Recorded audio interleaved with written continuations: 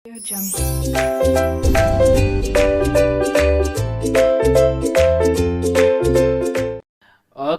Hi guys, this is Darshan Khare reporting live from Pune. और आज हम हैं फाउंडेशन के लेक्चर नंबर 2 पर। कल और परसों लेक्चर नहीं ले पाए क्योंकि परसों नवरात्रि थी, सो घर पे पूजा वगैरह थी, और कल संडे था, सो संडे इसको नॉर्मली वी आर ऑफ। ठीक है, so welcome everybody. I guess सबको मैं विजिबल हूँ, ऑडियो वीडियो ठीक है? प्लीज एक बार मुझे बताइएगा फटाफट। हाय एवरीवन, बहुत सारे लोगों ने हाय भेजा है, सबको तो हाय हाय हाय हाय हाय हाय हाय। ये मई 21 के लिए और नवंबर 21 के लिए लेक्चर्स है, so don't worry. So good noon everybody. चलो स्टार्ट करते हैं। हमने अभी तक क्या क्या देखा उसको हम पहले थोड़ा सा रिवाइज करेंगे, फिर उसके बाद में आगे बढ़ेंगे।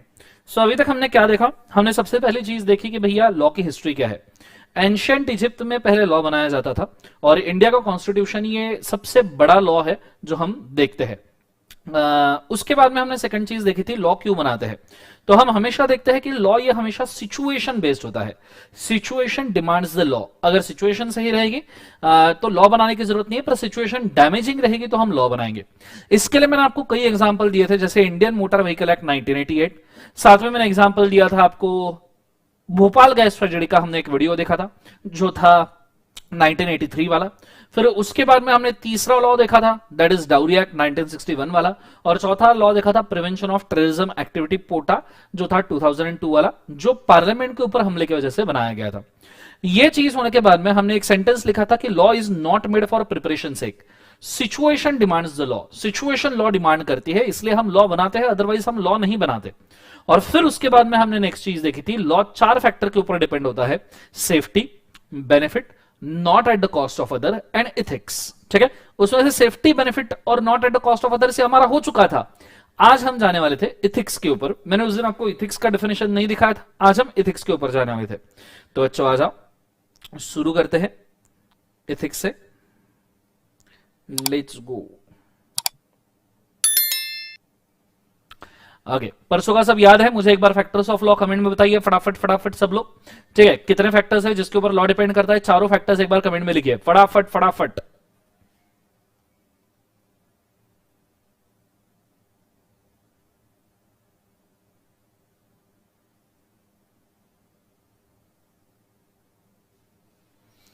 चलो डन।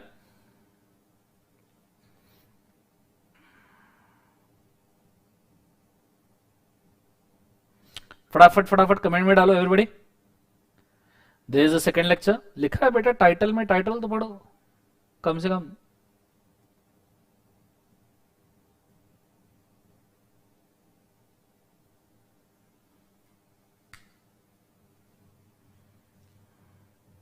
चलो बहुत बढ़िया, सो शुरू करते हैं। आ जाइए सब जन। चलो जितने भी लोग रह रहे हैं, शानदार। Safety, benefit, not at the cost of other anything, सब जनों ने लिखा, बहुत बढ़िया। अब सेफ्टी मतलब हम लॉ बनाते हैं लोगों को सेफ करने के लिए। ऐसा दुनिया में कोई लॉ नहीं है जो बिना सेफ्टी के रीजन के बनाया गया होगा। देयर इज नॉट पॉसिबल कि भैया आप बिना सेफ्टी वाले रीजन के लॉ बना सको। Law is not possible to made without reason of safety. फिर दूसरा अगर रहा तो बेनिफिट होता है, फिर not at the cost of other, और फिर होता है इथिक्स। आज हम देख रहे हैं इथिक्स का मतलब क्या है। Anyone can tell me in the comments कि आपके हिसाब से इथिक्स का मतलब क्या होता है? क्या होता है इथिक्स? बचपन से अभी तक तो आपने बहुत सुना होगा इथिक्स, तो जरा बताइए मुझे कमेंट्स में कि इथिक्स का मतलब क्या होता है आपके हिसाब से। क्या लगता है आपको इथिक्स का मतलब? बचपन से आपको घर वाले बोले होंगे इथिक्स फॉलो करो, मॉरल फॉलो करो। पहली बात तो ये बोलूं, मॉरल और इथिक्स में डिफरेंस होता है, ये भी बोल दूं। तो आपके हिसाब से इथिक्स का मतलब क्या है, जरा बताइए मुझे फटाफट फटाफट। What do exactly mean by ethics? Sir ethics is easy to understand, difficult to define sir. परंपरा, परंपरा, मेरे को मोहब्बतें मूवी याद आ गया, अमिताभ बच्चन ने कहा परंपरा, प्रतिष्ठा, अनुशासन। परंपरा नहीं होती है बेटा इथिक्स मतलब। परंपरा इज डिफरेंट, ठीक है, मीन्स ओन रूल्स। उसके बाद में इथिक्स जो सही है बराबर है। उसके बाद में बेटा मैराथन होगा, जो मैराथन वाले वो बीच बीच में ना आए, मैराथन होगा उसके लिए वेट कीजिएगा, ठीक है प्लीज। एलएलपी और कंपनीज का मैराथन होगा, उसके लिए बीच में यहां पे कमेंट ना करें, ये वो जगह नहीं है जहां पे आप कमेंट करोगे, क्वेरीज नंबर के ऊपर भेजिए मैराथन का, ठीक है। आगे बढ़ते हैं। So proper way to deal, सही या गलत का आइडेंटिफाई करना। अब simply ethics is easy to understand but difficult to define, मतलब समझाने के लिए तो आसान है पर डिफाइन करने के लिए बहुत मुश्किल है इथिक्स। सो जरा इथिक्स के लिए हम एक छोटा सा एग्जांपल लेते हैं समझने के लिए कि व्हाट एग्जैक्टली इथिक्स इज। ठीक है, मुझे एक बात बताओ, पार्टी की है वो जिंदगी में? पार्टी वार्टी, ठीक है, कुछ पार्टी वार्टी की है वो जिंदगी में? समथिंग पार्टी, एक डांस वांस करके। सर हमने सिर्फ गणपति डांस किया है सर, हमें एक ही डांस आता है गणपति डांस, और हमें सिंगिंग एक ही आती है, बाथरूम सिंगिंग। गणपति डांस और बाथरूम सिंगिंग हमको कभी भी कहीं पे भी करने को बोलो हम कर सकते हैं सर। बोलो हाँ या ना, यस सर नो। चलो बहुत बढ़िया सर, हमें एक ही डांस आता है गणपति डांस, लेट्स गो। अगर तुमने जिंदगी में कभी डांस या पार्टी की होगी, नहीं की होगी कोई दिक्कत नहीं, मैं करवा रहा हूं, टेंशन मत लो जिंदगी के अंदर। सो मैं अभी आपको डांस पार्टी सब करवाता हूं, रुको जरा। हाँ सो हम जरा डांस पार्टी वगैरह करते।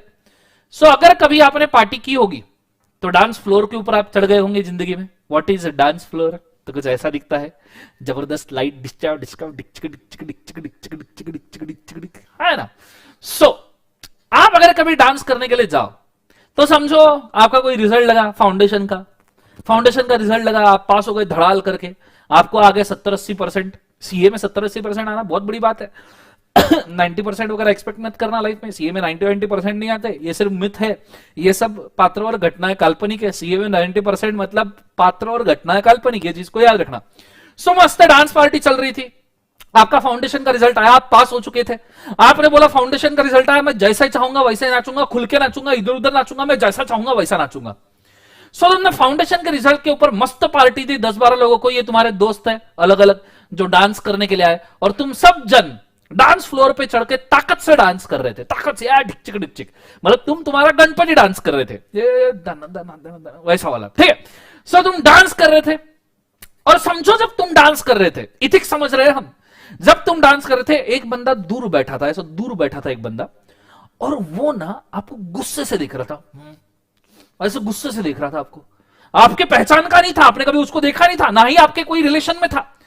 सो आपको दूर से देख रहा था, माइट भी आपका रिलेशन में रिलेटिव हो सकता है, क्योंकि आप फाउंडेशन पास हुए तो रिलेटिव तो ऐसे तो नहीं छोड़ने वाले, गुस्से से देखेंगे जिंदगी में, हाँ ना। रिलेटिव पता है ना कौन होते हैं? जिनको हम खीर खिलाते आने के बाद में विमल डाल के, बोलो जुबा केसरी, क्योंकि दाने दाने में केसर का दम, तो खीर में केसर क्यों डाली, विमल ही डाल दे। क्लियर है कंसेप्ट, हाँ ना। सो आपका एक ऐसा कोई तो बंदा था जो आपको दूर से गुस्से से देख रहा था, बहुत गुस्से से, माइट भी आपका डांस ही ऐसा होगा। आप बोले है आज मैं फाउंडेशन पास हुआ हूं, लोग देखते रहेंगे, I am a important celebrity today, और आपने और जोर से डांस करना शुरू कर दिया।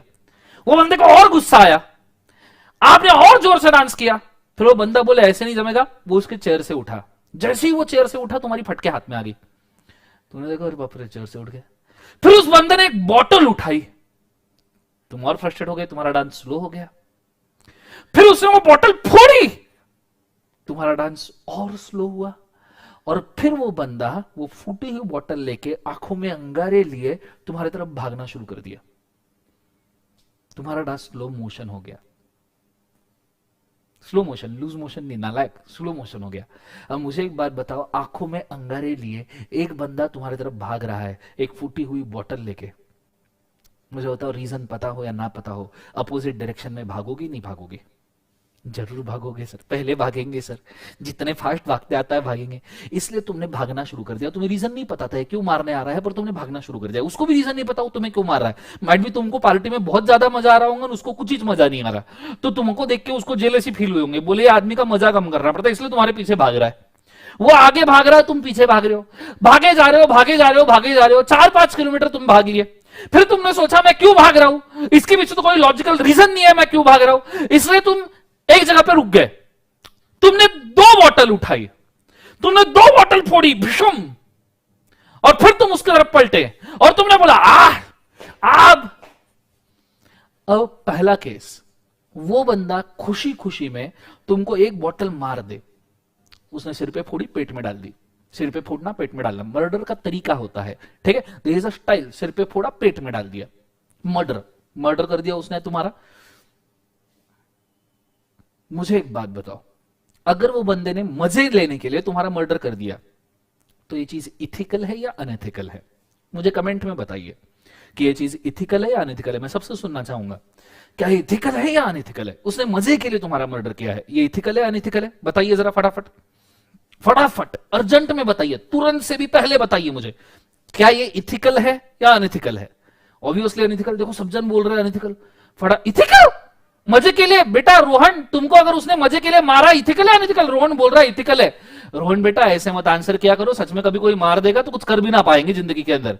सो अगर कोई बंदे ने तुमको मजे के लिए मारा, ऑब्वियसली अनइथिकल हो गया, क्योंकि तुमने उसका कुछ बिगाड़ा नहीं था, तुम्हारा उसके साथ कोई रिलेशन नहीं था, तुम उसको पहचानते भी नहीं थे, फिर उसने तुम्हें मारा, अनइथिकल चीज है।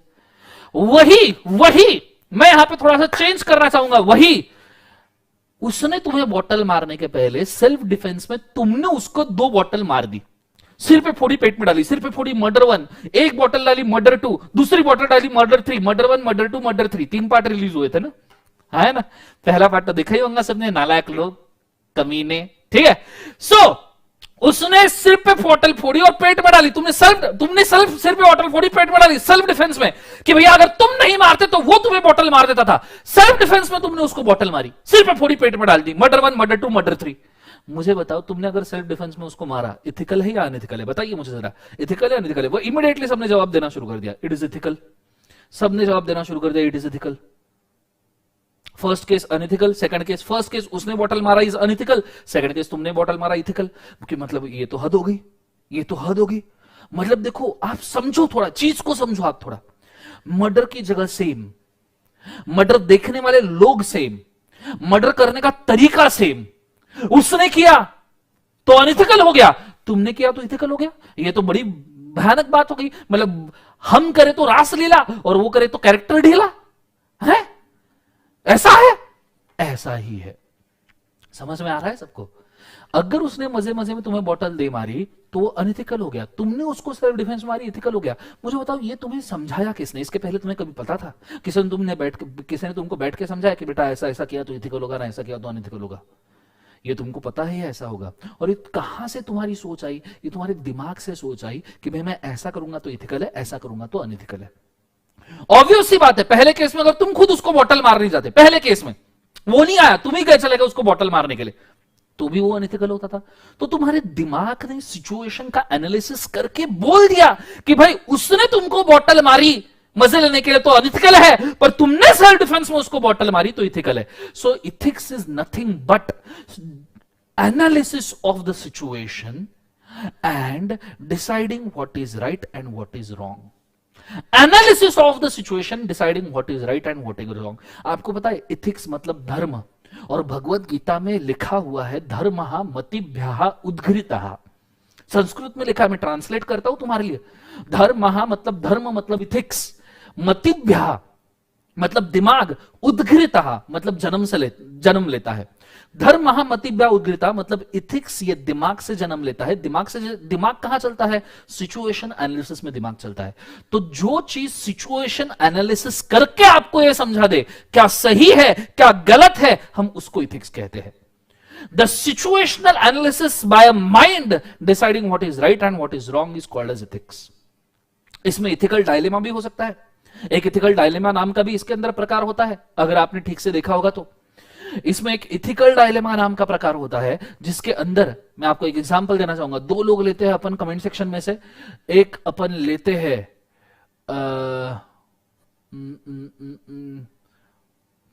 प्रतोष करके एक बंदा है, उसको हम ले रहे हैं, और दूसरा हम ले रहे हैं नीरज। एक है प्रतोष और दूसरा है नीरज, और एक और बंदा हमको लगेगा प्रवीण। ठीक है, सो प्रतोष, नीरज और प्रवीण, ये 3 बंदे हैं समझो। Let's go. तुम डिस्क में लगे होंगे, डिस्को बंद। ठीक है, डिस्को बंद, रात के 11 बज गए, डिस्को, आंटी पुलिस बुला लेगी, डिस्को बंद। ठीक है, आंटी पुलिस बुलाए, डिस्को नहीं शुरू रख सकते। सो प्रतोष, नीरज और प्रवीण। ठीक है, समझो प्रतोष, नीरज, प्रवीण तीनों बहुत सुपर फास्ट दोस्त थे, एकदम सुपर फास्ट, टोटल दोस्ताना नहीं, सॉरी दोस्ताना नहीं, सॉरी हाँ, ऐसा कुछ नहीं। सो एकदम सुपर फास्ट दोस्त थे, एकदम तगड़े, best friends for ever, BFF, best friends for ever थे। ये एक दूसरे के नाम पे स्टोरी वोरी डालते थे, एकदम जिंदगी इसकी मस्त चल रही थी, दिल चाहता है वाली जिंदगी मिलेगा ना दोबारा वाली। तीनों मस्त दोस्त थे। लेकिन इसमें से जो प्रतोष था ना, कार्यक्रम की पात्र और घटनाएं काल्पनिक है, इसका वास्तविक जीवन से कोई संबंध नहीं है। यदि किसी घटना के साथ समानता होती है तो मात्र संयोग कहा जाएगा। प्रतोष, नीरज समझ में आ रहा होगा, आई गेस आपको, प्रवीण तीनों को समझ में आ रहा होगा। पात्र, घटनाएं काल्पनिक, सीरियसली लेना मत, ऐसे अपन बहुत सारे एग्जांपल क्रिएट करते हैं, ठीक है, तो इसको टेंशन लेने का नहीं। सो प्रतोष, नीरज और प्रवीण एकदम फास्ट फ्रेंड, इसमें से प्रतोष था ना, वो बड़ा खतरनाक आदमी था, उसको ना ऐसे स्टंट वंट, एड्रेनालाइन रश चाहिए था उसको, तो उसको स्टंट वंट करने की बहुत इच्छा थी, बहुत सारे स्टंट उसने ट्राई किए, स्काई डाइविंग, बंजी जंपिंग, वो सांडों के सामने भागना, वो जिंदगी मिलेगा ना दोबारा में है ना, वो सांडों के सामने भागते हैं, उसके बाद में डीप सी डाइविंग वगैरह, ऐसा प्रतोष बहुत सारी चीजें ट्राई कर रहा था। एक दिन उसको ट्राई करना था, फू फू मतलब सिगरेट नहीं, नालायक चरसी लोग, फू मतलब वो नहीं क्या मुंह में रॉकेल भरते हैं और फिर वो मशाल पे फू करते हैं तो ऐसी ज्वाला भड़कती है, देखा होगा तुमने, हाँ है ना, ये सुनो, भड़कती है नहीं भड़कती है, सबको पता ही होगा ऑब्वियसली। सो प्रतोष ने वो उसको स्टंट ट्राई करना था, ठीक है। और जो नीरज था, नीरज नीरज चलो प्रवीण लेते, प्रतोष प्रवीण एक पीपी पर से शुरू होता है। प्रवीण को ना स्विमिंग सीखना था, स्विमिंग सीखना था, ठीक है, स्विमिंग सीखना था, तो प्रवीण किधर भी डाइव करने के लिए रेडी था। अब इन तीनों में से जो नीरज था ना, उसका एक फार्म विला था, समझो गोवा में नीरज का एक विला है, मैं नीरज के लिए गोवा में विला बना दूं, ठीक है, 2-4 करोड़ का अच्छे से, तो जरा बोर्ड के ऊपर ध्यान देना, ये ऐसे मस्त विला नीरज का गोवा में, ठीक, ऐसे मस्त गोवा में नीरज का विला, इधर ऐसे समंदर, ठीक है, ताकत से ऐसे समंदर में पानी बह रहा है, समंदर में, ठीक है, जबरदस्त तरीके से पानी है। अब हुआ क्या, ये विला किसका था, नीरज का। नीरज ने प्रतोष और प्रवीण को पार्टी के लिए बुलाया अपने विला में, ठीक है। पार्टी तीनों ने मस्त ताकत से पार्टी की, जबरदस्त पार्टी की, एकदम जोरदार, मतलब ओली सूखी सब पार्टी कर दी, गीली सूखी सब सब सब एवरीथिंग पार्टी कर दी। और फिर जब इनको सब पूरी चढ़ गई तो प्रतोष बाहर निकला और प्रतोष बोले मेरे को स्टंट ट्राई करना है, इसलिए उसने माचिस की डिब्बी ली, अंदर से रॉकेल लिया, माचिस की डिब्बी में आग लगा दी, डिब्बी में मतलब लकड़ी में आग लगा दी, एक मशाल उठा ली और वो मशाल के ऊपर उसने आग लगा दी। ये आग है, हाँ, मेरा ड्राइंग बहुत अच्छा है, ठीक है, मेरे को ड्राइंग में बचपन में आउट ऑफ आउट मार्क मिला करते थे, इतने में पूरे मार्क्स मिलते थे। तो इसने ऐसे मस्त मशाल जला दी और मशाल के ऊपर ये फूकने वाला था, ठीक है, फूकने वाला था कि ऐसे मस्त ज्वाला निकले, ठीक है। ये प्रतोष है, प्रत्युष कार्यक्रम की पात्र घटना काल्पनिक, आपके साथ में अगर डिजाइन मैच नहीं हुआ तो थोड़ा सा एडजस्ट कर लेना, ठीक है। और at the same time Praveen को भी चढ़ी थी, तो प्रवीण बाहर निकला और प्रवीण जो है ना, उसने समंदर में डाइव दे मारी, ठीक है, ये डाइव कर रहा है समंदर में, ठीक है। तो एक साइड है प्रवीण, प्रवीण समंदर में मस्त डाइव करने लग गया, ये डाइव करने चला गया वो, ठीक है, ये प्रवीण समंदर में डाइव कर रहा है, प्रतोष फूक मार रहा है, उसको ज्वाला भड़कानी है। इधर स्टंट गलत हो गया और आग लग गई आजू बाजू में, इसने स्टंट गलत कर दिया और सब जगह आग लग गई, और प्रवीण समंदर के अंदर गिरा और डूबने लगा, तो चिल्लाने लगा बचाओ बचाओ बचाओ करके, जोर जोर से चिल्लाने लगा बचाओ बचाओ। अब बचा कौन, तो नीरज, नीरज बेचारा अकेला था, उसने देखा कि ये दोनों पी के तमाशे कर रहे हैं, दोनों के दोनों लोग पी के तमाशे कर रहे हैं, और नीरज को समझ में नहीं आया, इधर ये जल रहा था, इधर ये पानी में डूब रहा था, नीरज को समझ में नहीं आ रहा क्या करूं, उसको इसको बचाऊं या इसको बचाऊं, किसके पीछे भागू, नीरज गॉट कंफ्यूज्ड, ठीक है, दोनों बेस्ट फ्रेंड थे। अब अगर इसको बचाने के लिए आपके पास 10 से 15 ही सेकंड है, चलो 30 सेकंड है, तो आप ज्यादा से ज्यादा क्या करोगे। अब कुछ बहुत स्मार्ट लोग रहते हैं, वो बोलेंगे सर प्रतोष को लेके कूदेंगे समंदर में, फिर उसमें से प्रवीण को बचा लेंगे, समझ में आ रहा है सबको, हाँ ना, ऐसे होंगे लोग जो ये इतना खतरा है, 20-30 सेकंड है भाई बचाने के लिए, 20-30 सेकंड में एक्ट नहीं किया, अब 20-30 सेकंड में जलने वाले आदमी को तुम हाथ से पकड़ के समंदर में कूदोगे, वाह वाह वाह वाह नालायक लोगों। सो ऑब्वियस सी बात है कि तुम प्रतोष को लेकर नहीं कूदोगे, अब क्या करोगे तुम, प्रतोष को संभालोगे या नहीं प्रवीण को संभालोगे। अब इसमें डिसीजन लेना मुश्किल है, दो बेस्ट फ्रेंड में से किसको बचाओ, डिसीजन लेना मुश्किल है। ऐसा हो सकता है कि नीरज बोलेगा तेल लेने के दोनों के दोनों, मैं जा रहा घर पे, मेरे को कोई लेन देन नहीं, इतना प्रेशर मेरे से हैंडल नहीं होता है, बा मैं मां माता रहा, इन दोनों को बचा ले, मैं जा रहा, हो सकता है ऐसा कि भाई कोई बोले, पर ऐसा नीरज बोले, तो ये हो गया इथिकल डायलेमा। इथिकल डायलेमा मतलब दो अनइथिकल चीजों में से एक चीज सिलेक्ट करनी है या दो इथिकल चीजों में से एक चीज सिलेक्ट करनी है, तो आदमी जो कंफ्यूजन फेस करता है उसे कहते हैं इथिकल डायलेमा। क्लियर है। सो इथिक्स मतलब क्या, मैं चाहूंगा सब जन इसको नोट करके रखे, ठीक है, कि इथिक्स मतलब क्या। इथिक्स का बहुत सिंपल मतलब होता है बेटा, analysis of a situation by mind and deciding right और wrong thing is called as ethics. And ethical dilemma confusion for confusion, देखो इथिकल अनइथिकल में कभी कंफ्यूजन नहीं होता, तब तो फिक्स होता है कि भैया इथिकल करना है, क्लियर है कंसेप्ट। लेकिन कंफ्यूजन कब होता है, दो इथिकल चीजें या दो अनइथिकल चीजें, इसमें कंफ्यूजन होता है। तो मैं चाहूंगा सब लिखे, एक नोट डालिए, इथिक्स मीन्स, सब जन लिखेगा,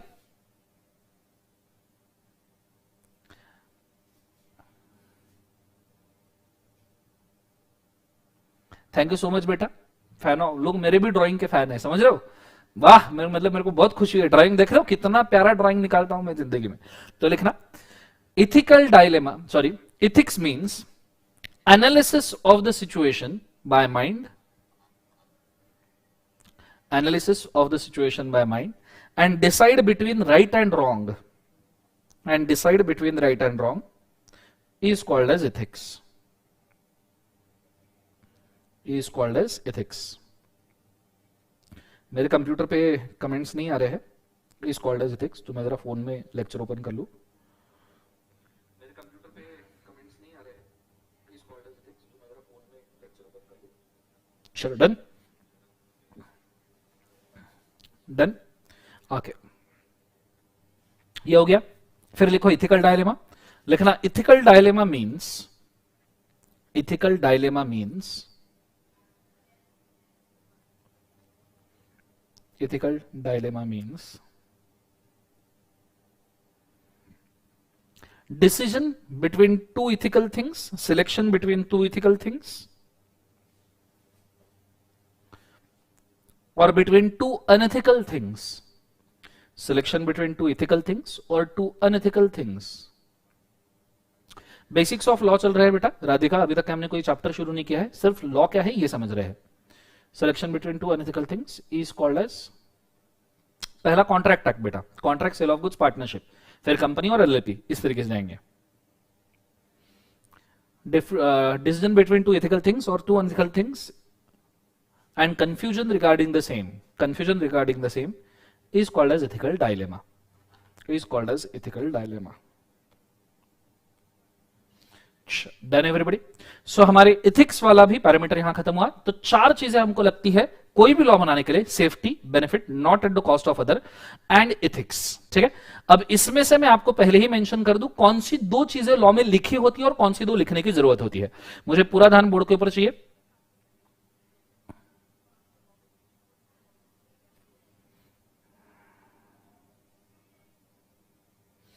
कॉन्ट्रैक्ट शुरू होगा बेसिक्स ऑफ लॉ खत्म होने के बाद में बेटा। ठीक है, कोई क्वेरी है तो पूछ लो।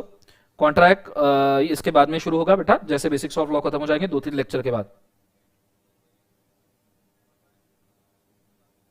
कॉन्ट्रैक्ट के लेक्चर्स आगे आएंगे, धीरे धीरे आएंगे। क्लास टाइमिंग 12:15 से 1:15 बजे का है। ठीक है, चलो। सो अब इसमें से ये चार फैक्टर्स में से कौन कौन से फैक्टर्स हमको लिखने हैं और कौन से अज्यूम्ड है, ये बात को याद रखना।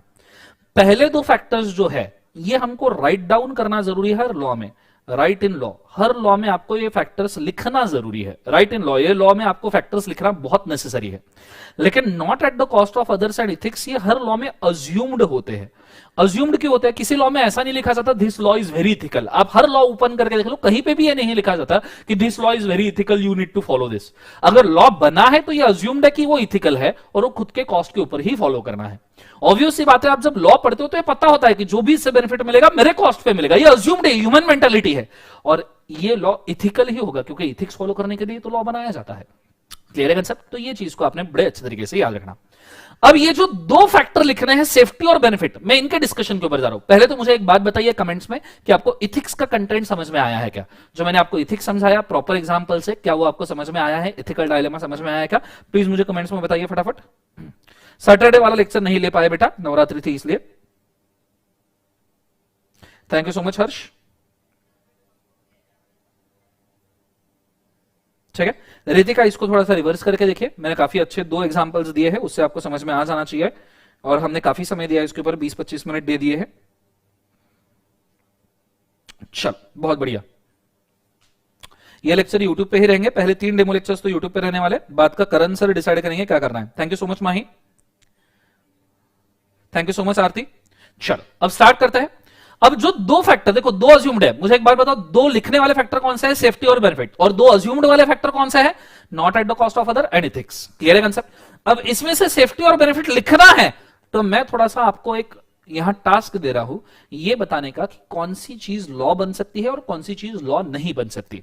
तो मैं कुछ 4 परम्यूटेशंस लॉ बना रहा हूं, 4 ड्राफ्ट बना रहा हूं लॉ के। समझो अभी कोई लॉ बना रहे, लॉ क्रिएट कर रहे, लिख रहे उसको। एक पहला ड्राफ्ट है, दूसरा ड्राफ्ट है, तीसरा ड्राफ्ट है, चौथा ड्राफ्ट है। आपको बोलना है कौन सी चीज लॉ बन सकती है। Is it law? ये आपको बोलना है। हमने पहला ड्राफ्ट लिखा जिसके अंदर कहीं पे भी सेफ्टी का भी जिक्र नहीं है, ना ही बेनिफिट का जिक्र है। मतलब ऐसा ड्राफ्ट बनाया जिसमें ना ही सेफ्टी बोली है ना ही बेनिफिट बोला है। मुझे बताइए क्या है लॉ बन सकता है, whether it can be a law. तो बेटा इसके लिए बहुत सिंपल आंसर रहेगा, हर लॉ बनाने के पीछे का सबसे बेसिक मकसद होता है सेफ्टी। बिना सेफ्टी के लॉ नहीं बन सकता। तो ऑब्वियस सी बात है, क्या ये लॉ बन पाएगा? तो आंसर है नो, द फर्स्ट वन, ये लॉ नहीं बन सकता, बिकॉज प्राइम इंपॉर्टेंट वाला सबसे इसेंशियल फैक्टर क्या है? सेफ्टी, जो खुद ही एब्सेंट है। क्लियर है आंसर? दूसरा एग्जांपल, अगर सेफ्टी नहीं है पर लॉ के अंदर बेनिफिट दिया गया है, सवाल है क्या ये लॉ बन सकता है? फटाफट फटाफट कमेंट में बताइए मुझे, क्या ये लॉ बन सकता है? क्या ये लॉ बन क्रिएट हो पाएगा?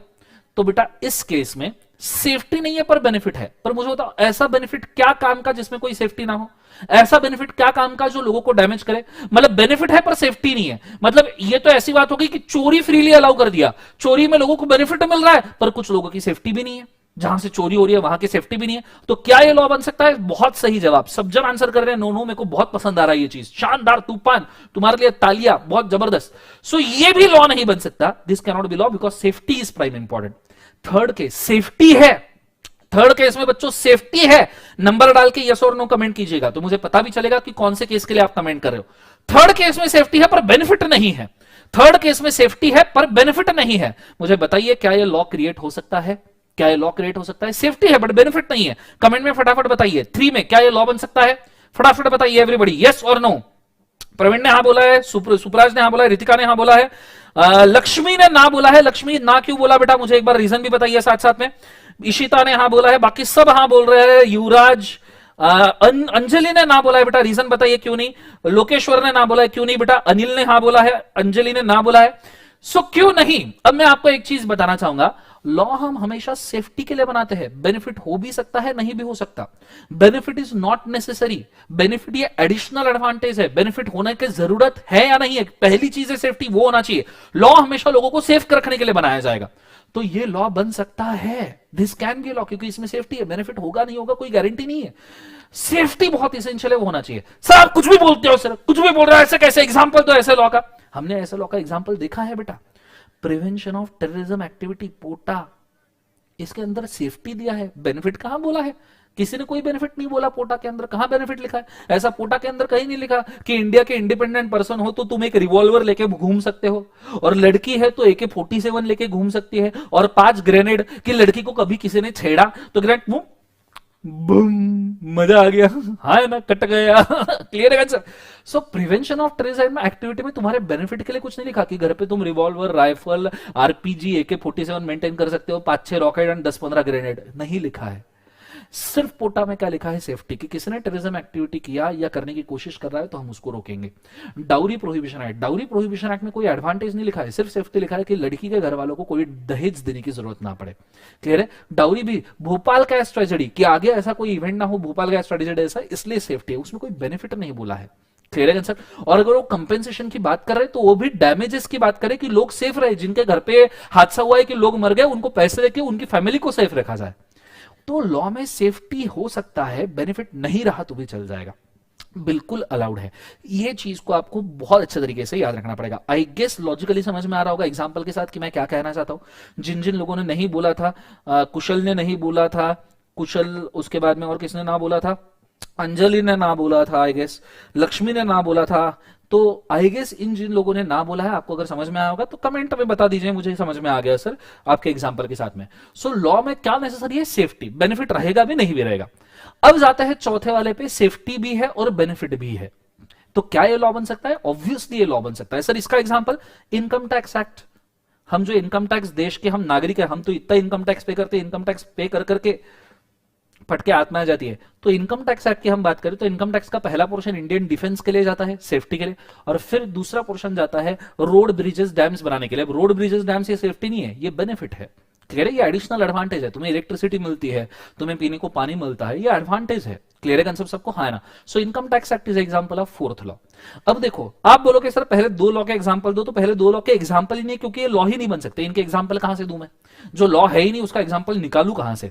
तो जो बन सकते मैंने एग्जांपल दे दिए, पोटा और इनकम टैक्स। अब इसमें भी अगर मैं प्रेफरेंस देखो कि कौन सा लॉ बनना चाहिए, बेटर लॉ कौन सा है, तो भैया 4th नंबर का लॉ ऑलवेज बेटर है। 4th नंबर का नहीं बन सकता तो 3rd नंबर का बनाना चाहिए।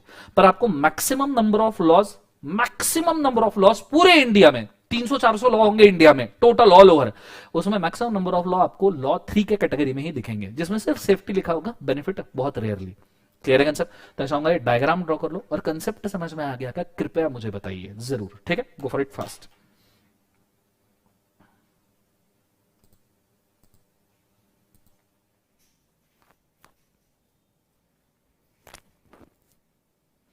लोकेश्वर बहुत बढ़िया बेटा, थैंक यू सो मच। कुशल फटाफट लिख लीजिए। और एक बात याद रखिएगा, मैं पढ़ाते वक्त ना लिखना, पढ़ाते वक्त आप सिर्फ कंसेप्ट पे ध्यान दो।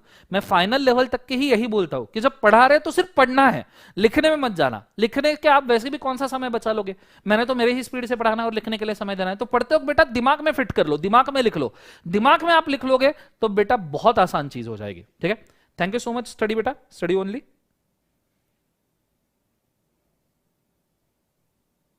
थैंक यू सो मच बेटा Mahi, thank you so much Dhaval. May 21 नवंबर 21 के लिए भूषणीय, thank you so much Anil. वो ऑलरेडी कवर हो चुका है मानस, एक बार लेक्चर वापस से देखिए। सुगा हमने वनडे रिवीजन में नीरज कवरअप किया है, वनडे रिवीजन के एंड में कवरअप किया है लास्ट में। सुगा 12:15 बजे से 2:15 बजे तक रहेगा बेटा अपना। चलो thank you so much Anjali, thank you so much Yuvraj बेटा। ओके सो आई गेस ये आपको समझ में आया होगा, ये सबने लिखा होगा, नहीं लिखा हुआ तो लिख लो फटाफट।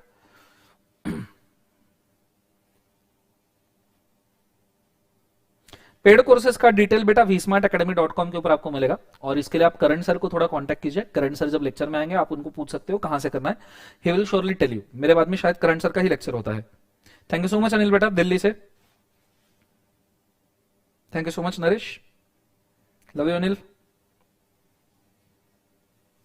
चलो बहुत बढ़िया, आई गेस सबका लिखना हो गया होगा, प्रेफरेंसेस भी सबने प्रॉपरली लिखे होंगे। अब यहां पे हमारा 2 लेक्चर में से मतलब देखो 1.5 लेक्चर टेंटेटिवली हमारा सिर्फ एक चीज के ऊपर गया है कि लॉ क्या है, क्या फैक्टर है, क्यों बनाया जाता है, एग्जाम्पल्स क्या है।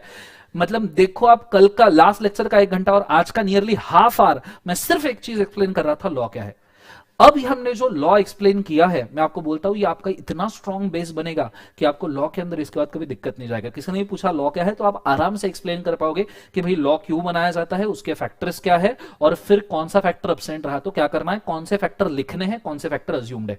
बिंदास ऐसा ठोक के आ जाना, कोई भी पूछे एग्जाम में पूछे बिंदास ठोक के आ जाना, ये पूरा थ्योरी क्लियर है कंसेप्ट। सेंटेंस मैंने लिखवा के दिए है, जो जो चीजें आपको चाहिए मैंने लिखवा के दी है। अब हमें एक स्टेप आगे बढ़ना जरूरी है, और अब मैं सबसे रिक्वेस्ट करना चाहूंगा कमेंट करना प्लीज बंद कर दीजिएगा, ठीक है? मैं सभी कमेंट्स के आंसर दूंगा अभी जो है, पर फिलहाल कमेंट करना बंद कीजिए, बिकॉज हम बहुत बहुत स्ट्रांग वाले एरिया में जा रहे हैं, और वो है कि भैया इंडिया में लॉ कैसे बनाया जाता है। बहुत स्ट्रॉन्ग एरिया है, बहुत स्ट्रॉन्ग एरिया। इंडिया में लॉ कैसे बनाया जाता है, हम इस कैटेगरी में जा रहे हैं, और मैं आपको यहां पे इतना जबरदस्त नॉलेज दूंगा कि फाउंडेशन के बच्चों को ये नॉलेज कोई नहीं देता। फ्रैंकली स्पीकिंग फाउंडेशन के बच्चों को ये ओपन करके कोई नहीं दिखाता, पर मैं यहां पे कोई भी चीज करने से डरने नहीं वाला। आपके नॉलेज के लिए जो जो चीज जरूरी है वो मैं यहां पे आपको दिखाने वाला हूं। So will go for our foundation वाला एलिमेंट, ठीक है? ठीक है, फाउंडेशन के अंदर अपन बाकायदा हमारे बेसिक्स वाले चीज के ऊपर जाएंगे यहां पे बच्चों, ठीक है? आ जाइए, सब चीजें मैंने ऑलरेडी बना के रखी है।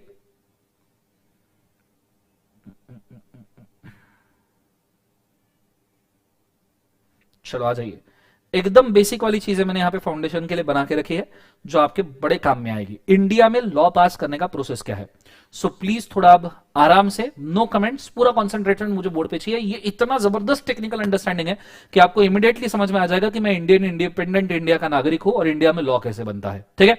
आपको इसमें मैं पूरा पॉलिटिक्स घुसा के समझाऊंगा, पॉलिटिक्स लिटरली घुसा के कि कांग्रेस बीजेपी ये क्या करते हैं, कौन सा राज्य लॉ बनाने के लिए बहुत ज्यादा काम में आता है, कौन से लोग लॉ बना सकते हैं, स्टेट में कौन है, सेंटर में कौन है, बहुत सारी चीजें नॉलेज में आएगी अगले आधे घंटे में। इतना नॉलेज दूंगा कि दिल खुश हो जाएगा आपका, क्या कह रहा हूं करके। सबसे पहली बात, इंडिया में लॉ कौन बनाता है? हमने देखा कि पूरे दुनिया में सबसे बड़ा कॉन्स्टिट्यूशन है वो है इंडिया का, जिसके अंदर 444 आर्टिकल है। ये मैंने आपको हिस्ट्री के साथ ही बोला था।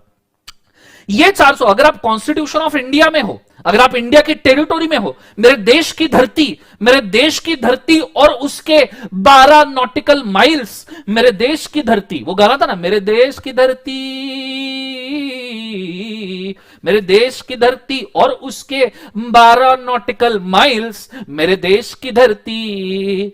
ये जो मेरे देश की धरती है और उसके 12 नॉटिकल माइल्स के एरिया में जो भी बंदा है, अगर वो सिटीजन ऑफ इंडिया है या इंडिया में टेम्पररी रेसिडेंस के लिए भी क्यों ना आया है बाहर से, तो उसको कॉन्स्टिट्यूशन ऑफ इंडिया एप्लीकेबल हो जाता है। आप बाहर के पीटर हो, पीटर, बाहर तो दो ही नाम होते हैं ना, एक जॉन एक दूसरा पीटर, तो आप बाहर के पीटर हो, लड़की होगी तो पिटरी है, लड़का है तो पीटर, लड़की होगी तो पिटरी। आप बाहर के पीटर या पिटरी हो, इंडिया में घूमने फिरने के लिए आए हो, चारों धाम की यात्रा, तीर्थ क्षेत्र, कुल्लू मनाली, गोवा, गोवा भी तीर्थ क्षेत्र ही है, ये चीज को याद रखना। गोवा में तीर्थ सस्ता मिलता है तो गोवा इज अ तीर्थ क्षेत्र।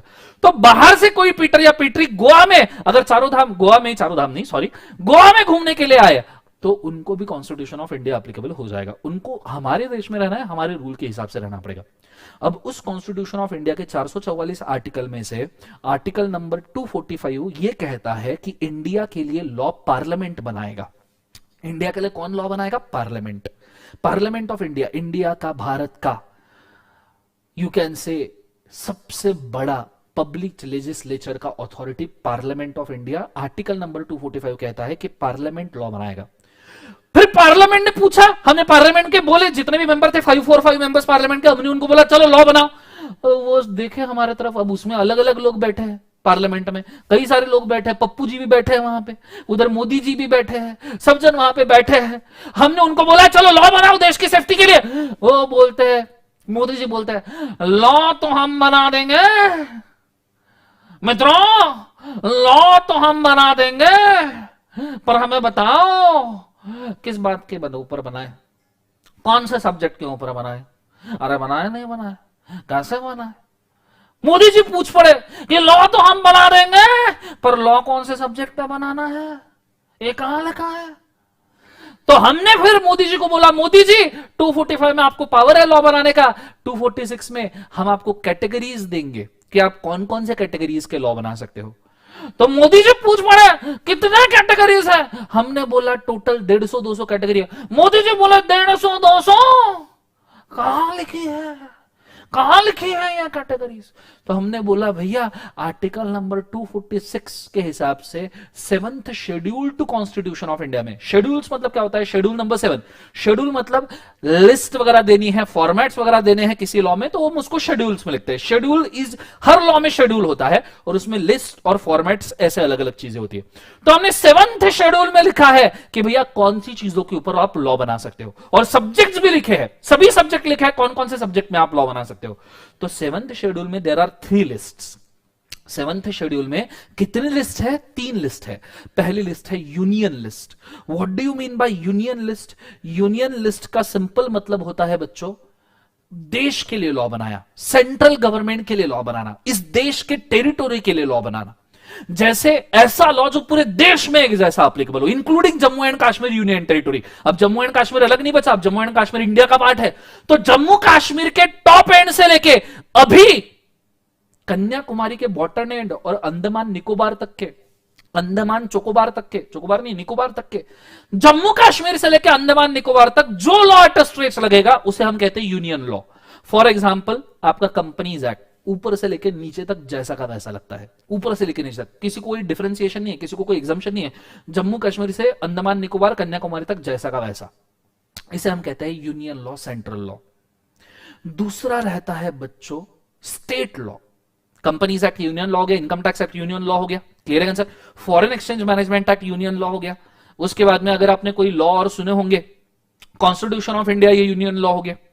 फिर आता है state law. What is state law? जो स्पेसिफिक स्टेट में लगता है, इस स्पेसिफिक स्टेट में लगता है। जैसे आपने सुना होगा महाराष्ट्र में गुटखा बैन है, बोलो जुबा केसरी, बोलो जुबा केसरी। महाराष्ट्र में गुटखा बैन है, महाराष्ट्र में गुटखा खा नहीं सकते आप, खा लिए तो आपको पकड़ के जेल में डाल देंगे अंदर। गुटखा इज बैन इन महाराष्ट्र, हालांकि इनफॉर्मली लोग खाते हैं। गुजरात में लिकर बैन है, गुजरात में लिकर बैन है, बोलो जुबा केसरी, लिकर नहीं सॉरी, बोलो विजय माल्या, ठीक है। सो महाराष्ट्र में गुटखा बैन है, गुजरात में लिकर बैन है। मुझे एक बात बताओ, महाराष्ट्र में गुटखा बैन होने से क्या पूरे देश में गुटखा बैन हो गया? बिल्कुल नहीं। वो विमल की ऐड तो अभी भी आती रहती है टीवी के ऊपर, अजय देवगन के साथ में बोलो जुबा केसरी, ऊपर से केसर बरसता है, दाने दाने में केसर का दम। जब से वो ऐड देखी मैंने, मेरे दिमाग में फिट कर लिया है। घर पे रिलेटिव खाना खाने आए, रिलेटिव मतलब कौन? रिलेटिव मतलब कौन? बताओ रिलेटिव मतलब कौन? रिलेटिव की चार्टर्ड अकाउंटेंट स्टूडेंट के लिए एक बहुत स्पेसिफिक डेफिनेशन है। बताओ मुझे वो डेफिनेशन, किसी को पता होगी तो कमेंट सेक्शन में बताओ कि रिलेटिव के डेफिनेशन सीए स्टूडेंट के लिए क्या है। फटाफट बताओ।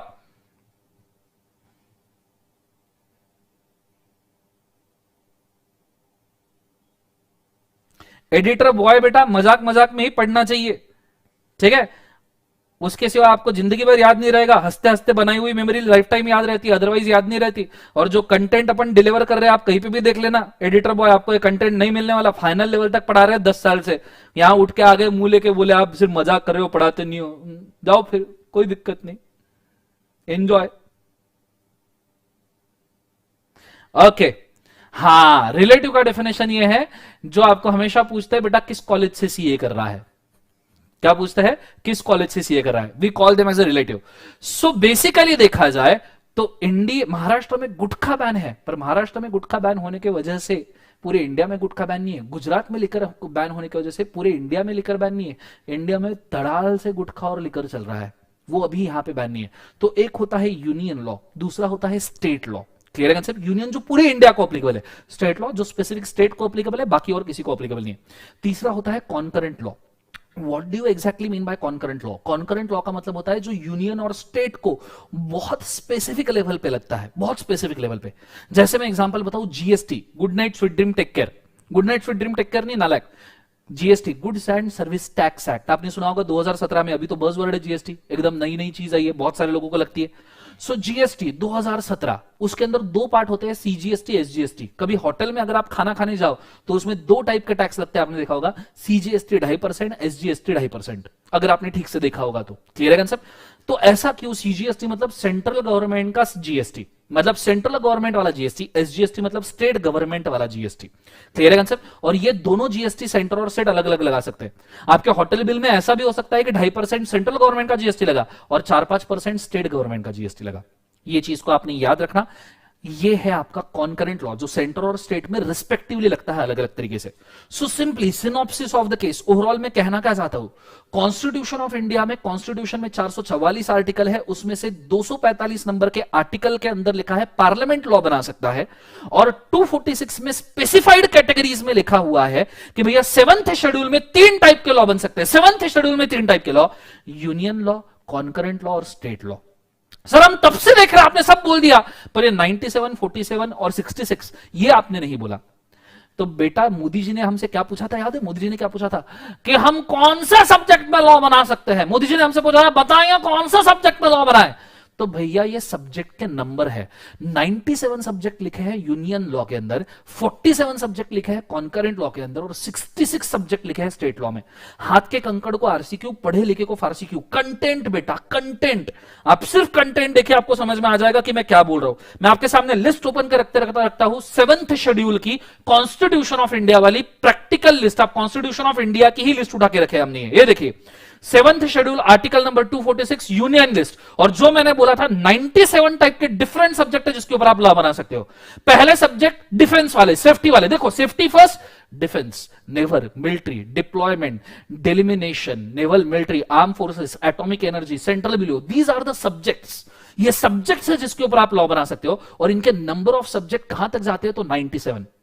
एक सिंपल एग्जांपल देता हूं, समझने में आसान होगा। हमारे सिलेबस में कंपनीज एक्ट है, आप देखो यहां पे बोला है entry number 43, entry number 44, this is for creation of companies act. मतलब पार्लियामेंट ने यूनियन लिस्ट के एंट्री 43 और 44 से ये निकाला है कि हम कंपनीज के लिए लॉ बना सकते हैं। ये सब्जेक्ट है कंपनीज के लिए। देखो वर्डिंग्स क्या है, incorporation, regulation and binding up of trading corporation. Corporation मतलब companies, including banking company, insurance company, financial corporation. Banking company का example HDFC bank limited, banking company है, उसके लिए लॉ हम 43 एंट्री में ही बना सकते हैं। इंश्योरेंस कंपनी का example life insurance corporation of India limited, LIC, वो भी इंश्योरेंस कंपनी है, उसके लिए भी लॉ यहीं पे बना सकते हैं। 44 में regarding binding up of corporations object not confined to one state but including universities, not including universities, मतलब यूनिवर्सिटीज नहीं आएगा, वो छोड़ के जितने भी पूरे इंडिया में ऑब्जेक्ट चलाने वाले कंपनीज है उसके लिए लॉ हम 44 में बना सकते हैं। तो आप कोई भी सेंट्रल लॉ देख लो, कोई भी central law, income tax act, उसके बाद में आप फॉरेन एक्सचेंज मैनेजमेंट एक्ट ले लो, एनिमल प्रोटेक्शन एक्ट ले लो, पूरे air pollution water pollution control law ले लो, आपका कॉन्ट्रैक्ट ले लो, सेल ऑफ गुड्स ले लो, पार्टनरशिप ले लो, ये सभी के सभी लॉज यूनियन लिस्ट के 97 सब्जेक्ट्स से चुने जाते हैं। देखो 97 सब्जेक्ट, 97 सब्जेक्ट दिए हैं इन्होंने, और आपका कोई भी सेंट्रल लॉ इन्हीं सब्जेक्ट के अंदर फॉल होगा। यही वो सब्जेक्ट है जिसके अंदर आपका सेंट्रल लॉ फॉल होता है। सिर्फ 97 सब्जेक्ट इन यूनियन लॉ, 97 ऐसे सब्जेक्ट है जिसके ऊपर आप लॉ बना सकते हो। सिंपल सी बात है, कंसेप्ट समझ में आया? फिर आता है स्टेट लॉ। स्टेट लॉ में मैंने आपकी एंट्रीज लिखी थी 66 एंट्रीज कि आप स्पेसिफिक स्टेट, कल जाके वेस्ट बंगाल स्टेट चाहता है कि हम हमारे हिसाब से लॉ बनाएं, दिल्ली चाहता है हम हमारे स्टेट के लिए लॉ बनाएं। वैसे दिल्ली में एजुकेशन बहुत स्ट्रांग है, तो दिल्ली वालों ने खुद के हिसाब से लॉ बनाने की कोशिश की, तो चलेगा, कोई दिक्कत नहीं, बिल्कुल चलेगा, जरूर चलेगा। तो यहां आप क्रिएट कर सकते हो बच्चों स्टेट लॉ। कंसेप्ट समझ में आए? और स्टेट लॉ के टोटल नंबर ऑफ एंट्रीज कितने हैं बच्चों? 66 एंट्रीज जो मैंने आपको बोले थे। और फिर स्टेट और सेंटर मिलकर लॉ बनाती है, जैसे जीएसटी, कि स्टेट चाहे तो कुछ रूल्स चेंज करे, सेंटर चाहे तो कुछ रूल्स चेंज करे। इसके अंदर मैंने 47 एंट्रीज लिखे थे, and here it comes, total 47 entries आते हैं कॉन्करेंट लॉ में। ये कंटेंट आपको फाइनल लेवल पे भी कोई नहीं बोलेगा, कोई आपको फाइनल लेवल पे नहीं बोलेगा। दूसरी बात, जो जो बोल रहे कि सर आप मजाक करते हो, मेरा पढ़ाने का तरीका ही मजाकिया है। आप जब आपके लाइफ में पीछे झांक के देखोगे ना, एक सिंपल चीज बोलता हूं आज के लिए, मतलब इसके बाद ये क्वेश्चन ही ना आए, मतलब जिनको फन एलिमेंट पसंद नहीं है और पढ़ना है, मैं आपको एक सिंपल सवाल पूछूंगा, पीछे आपके लाइफ में पीछे झांक के देखिए, कौन सी मेमोरीज आपको ज्यादा याद है? जरा बताइए मुझे, कौन सी मेमोरीज ज्यादा याद है? जब आप बहुत ज्यादा प्रेशर में थे, बहुत ज्यादा स्ट्रेस थे, या आप बहुत ज्यादा खुश थे जब आपने एंजॉय किया? कमेंट करके बताइए कौन सी मेमोरीज आपको ज्यादा पसंद है, जब आप खुश थे, जब आप प्रेशर में थे। तो खुशी के मारे फन एलिमेंट के साथ में आप जो पढ़ोगे वो आपको ज्यादा देर याद रहेगा। दैट्स वाई पढ़ाना ही फन एलिमेंट, पर कंटेंट कहीं कॉम्प्रोमाइज नहीं होगा। मेरा कंटेंट फाइनल लेवल तक के देखना, एक भी जगह पे हमने कॉम्प्रोमाइज नहीं किया है, ठीक है? ये चीज को आपने याद रखना। हमेशा आपको वही मेमोरीज अच्छी लगेगी जो एंजॉयबल और फन मोमेंट है। मैं अगर आपको प्रेशर में पढ़ाऊं, बोर करूं, फ्रस्ट्रेट करूं और तुम रो और फिर लॉ को गालियां दो, फिर मुझे गालियां दो, मैं नहीं चाहता ये। अच्छे से पढ़ो, 2 मिनट ज्यादा लगेंगे पर मेमोरी ऐसी क्रिएट होगी जो कभी भूलोगे नहीं। क्लियर है कंसेप्ट सबको? हाँ ना? तो ये मेरा पढ़ाने का तरीका है, 2 लेक्चर में आप समझ गए होंगे। मैं फिलहाल चाहूंगा आप इसको लिख के रखिए, go for it fast.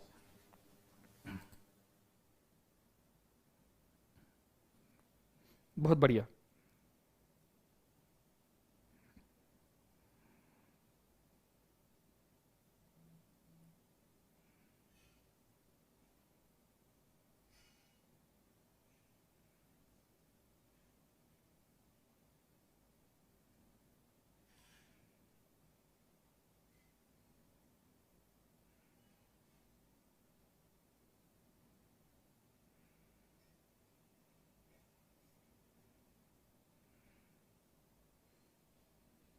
Thank you so much guys.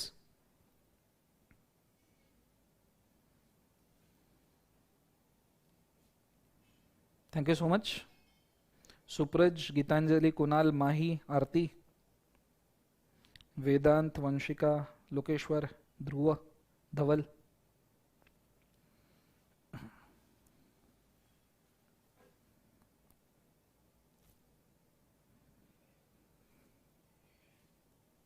Thank so much Neeraj. Supraja, I am very sorry Supraja, मेरे नाम प्रोनाउंसिएशन काफी गलत होते हैं नॉर्मली। ये समझ में आएगा? अच्छा मुझे एक बात बताना, ये समझ में आएगा जो मैंने अभी बोला आपके कितने टाइप के लॉ होते हैं, क्या कैटेगरीज ऑफ लॉ होते हैं? ये आप फाइनल के भी बच्चों को पूछ लो ना बच्चों, तो उनको भी ये शायद पता नहीं होगा। तो आपको ये समझ में आएगा, ये जरूर मुझे कमेंट में बताना।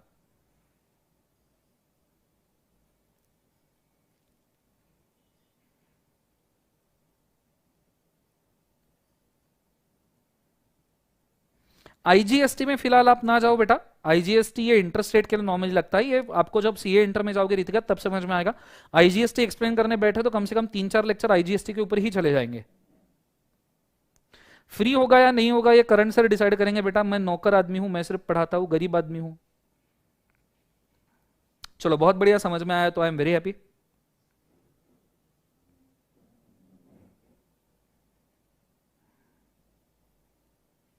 थैंक यू बेटा Hemant.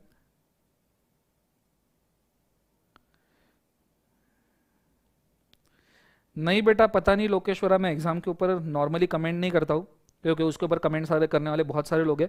I normally stick to कि बच्चों के लिए क्या बेनिफिशियल है और उनको अपन कहाँ हेल्प कर सकते हैं इसी चीज़ के ऊपर। बाकी के एग्जाम वगैरह के ऊपर अपन नॉर्मली कमेंट नहीं करते। अपना काम है पढ़ाना, अपन बहुत ताकत से पढ़ाएंगे। अब इंस्टीट्यूट कुछ भी एक्सटेंड करे ना करे, पढ़ना तो सबको है, तो मैं सिर्फ इतना कर सकता हूँ कि मैं आपको अच्छे से पढ़ा सकता हूँ बेटा, उतना ही मेरे पावर में है।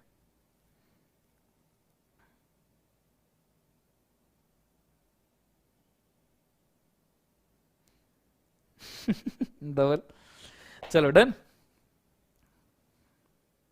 फटाफट लिखिएगा।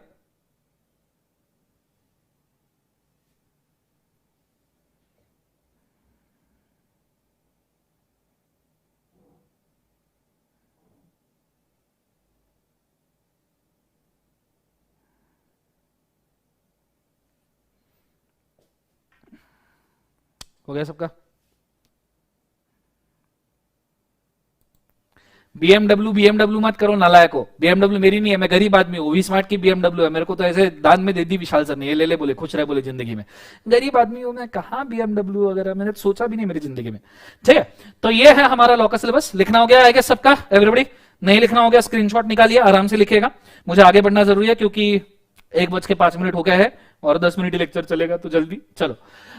अब हमारे सिलेबस में जो लॉज है वो कौन से है, पहली चीज तो हमको ये समझना पड़ेगा कि ये लॉज कौन से है। तो मैं आपको बताऊं, ये सिर्फ यूनियन लॉज हमारे सिलेबस में आते हैं बेटा। सीए फाइनल लेवल तक के हमारे सिलेबस में सिर्फ यूनियन लॉ आएगा, because ICI is a central authority. ICI आपको स्टेट लॉ नहीं दे सकता सिलेबस में, क्योंकि हर एक स्टेट को अलग अलग लॉ पढ़ना पड़ेगा। हाँ, जीएसटी आपके सिलेबस में आईसीआई उसी लेवल तक के देगा जो सेंटर में एप्लीकेबल है। क्लियर है? सेंटर के हाथ में जितना जीएसटी है वही लेवल पे आपको सीए इंटर से जीएसटी शुरू होगा। तो मेनली आपको आपके सिलेबस में मेन यूनियन लॉज आएंगे। एक ही कॉन्करेंट लॉ आपके सिलेबस में है, वो है जीएसटी, उसमें भी उसका सेंट्रल फंक्शनिंग वाला पार्ट ही आपके सिलेबस में है। तो अगर हम देखें तो contract act union law, sale of goods act union law, partnership act union law, limited liability partnership act ये भी यूनियन लॉ है, कंपनीज एक्ट भी यूनियन लॉ है। इंटर में जब जीएसटी आएगा वो कॉन्करेंट लॉ में बाइफरकेट होता है। कंसेप्ट समझ में आ रहा है?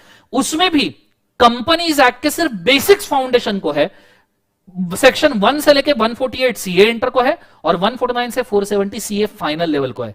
तो कंपनीज एक्ट आपका बेस लॉ है। जितना बड़ा कंपनीज एक्ट का हम यहां अच्छा स्ट्रक्चर बनाएंगे, उतना ज्यादा कंपनीज एक्ट आपको राइप अप करके देगा। क्लियर है? और फिर उसके बाद में आता है बेटा आपका कि हमें कौन कौन से लॉ हमने बनाए और कौन से ब्रिटिशर्स ने दिए। अब अगर मैं आपको सिंपली बोलूं तो ब्रिटिशर्स ने हमारे ऊपर रूल किया है 1775 1800 सेंचुरी से लेकर 1947 तक। इस पीरियड में उन्होंने हमको 3 लॉज बना के दिए। अगर आप ठीक से देखो तो कॉन्ट्रैक्ट एक्ट 1872 वाला 150 साल हो गए इस लॉ को, अभी तक के जैसा का वैसा चल रहा है। Can you imagine? 150 साल हो गए अभी तक जैसा का वैसा चल रहा है। सेल ऑफ गुड्स एक्ट 1930 वाला, ये भी ब्रिटिशर्स देखे रहे अभी तक जैसा का वैसा चल रहा है। पार्टनरशिप एक्ट ये भी ब्रिटिशर्स देखे रखे अभी तक वैसा का वैसा चल रहा है। 2 ही लॉ ये हमने खुद के लिए बनाए हैं, जैसे कंपनीज एक्ट, एलएलपी एक्सेट्रा। पोबा ये आपको पढ़ने की जरूरत नहीं है, पोबा अभी है नहीं।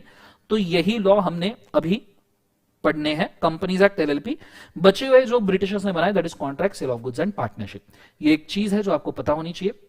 ठीक है, अब मेरा एक बहुत बड़ा सवाल है, बहुत बड़ा सवाल। ठीक है, जैसे मैंने आपको बोला लॉ बनाए जाते हैं पार्लियामेंट में। मुझे एक बार बताओ लॉ कहां बनाए जाते हैं? पार्लियामेंट में।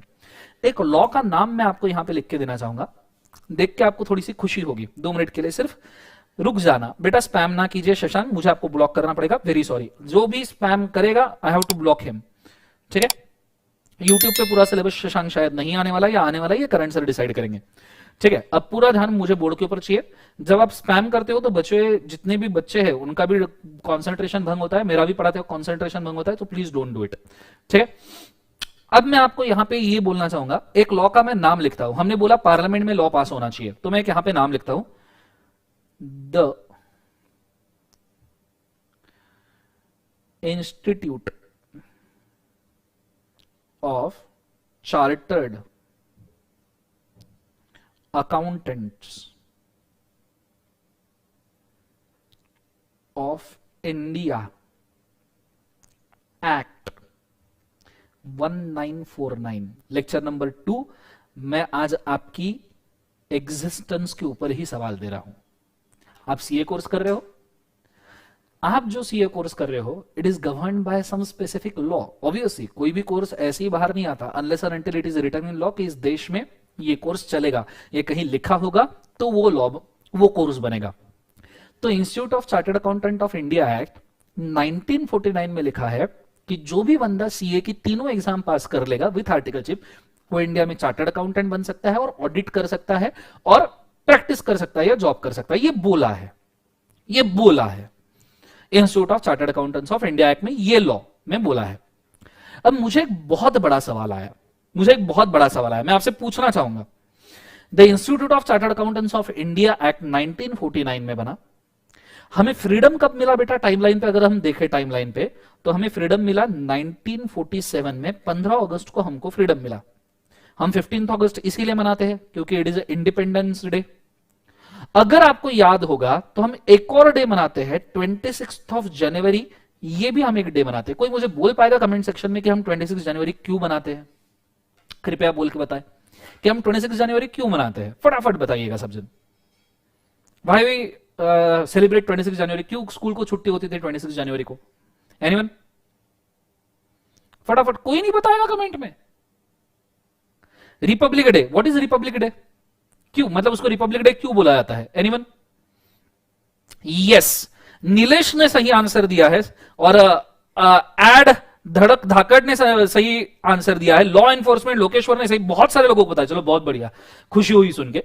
26 जनवरी 1950 को हमने ये डिसीजन पास किया, जो 1951 से इंप्लीमेंट होना शुरू हुआ।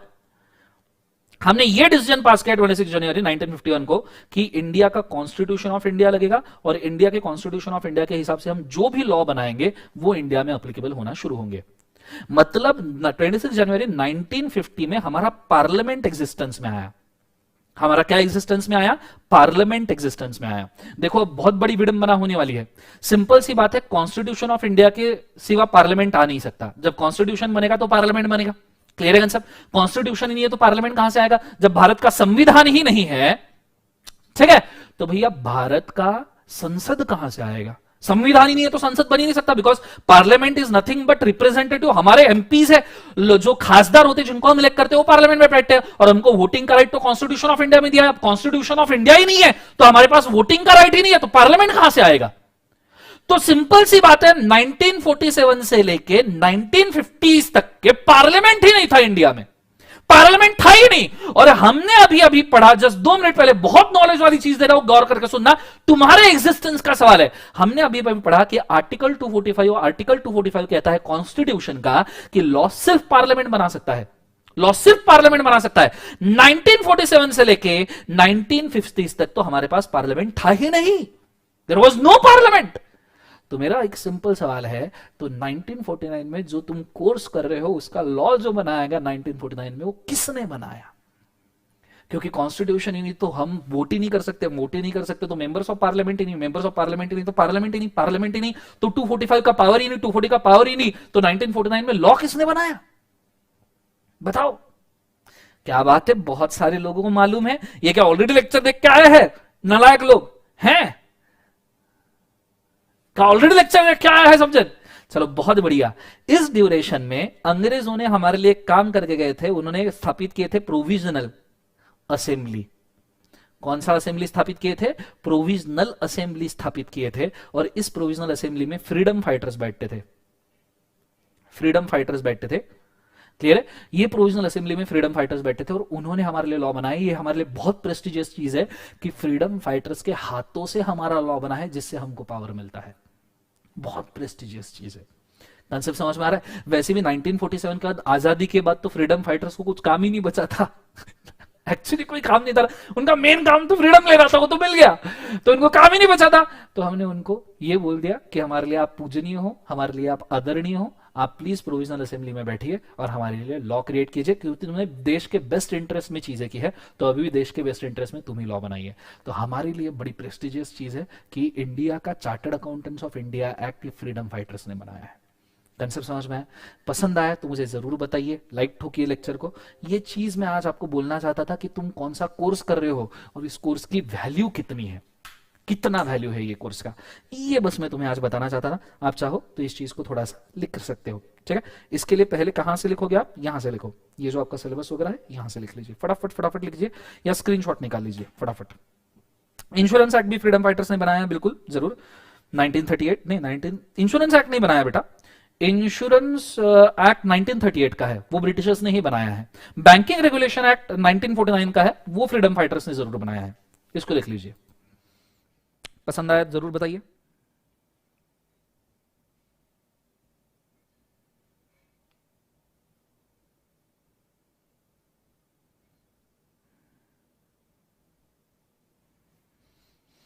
पूरा सिलेबस इंटर पे आएगा नहीं आएगा बेटा, करंट सर को पूछिए, मेरा डिस्क्रिप्शन नहीं है, शायद नहीं आएगा जहां तक मेरे को पता है।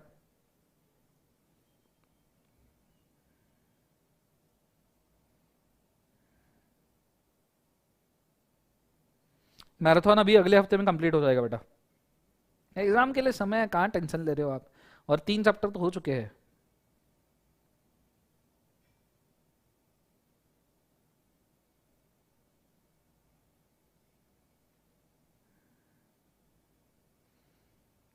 यस, बैंकिंग भी इन्होंने बना था।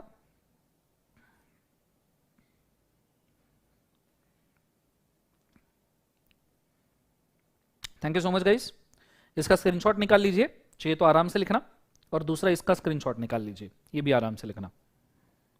थैंक यू सो मच बेटा। फूडी ट्रैवलर, चलो स्क्रीनशॉट ले लिया सबने, बहुत बढ़िया। सो आई होप सो कि आज आपको यह समझ में आया होगा कि कैटेगरीज ऑफ लॉ कितने होते हैं।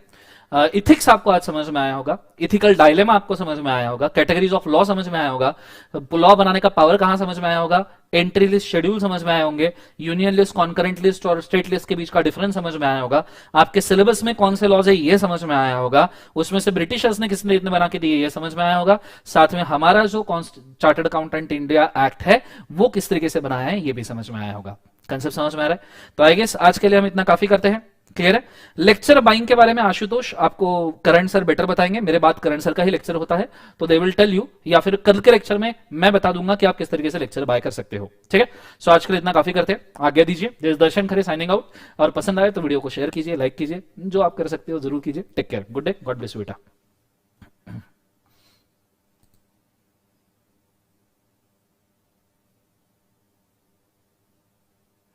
जय माता दी बेटा।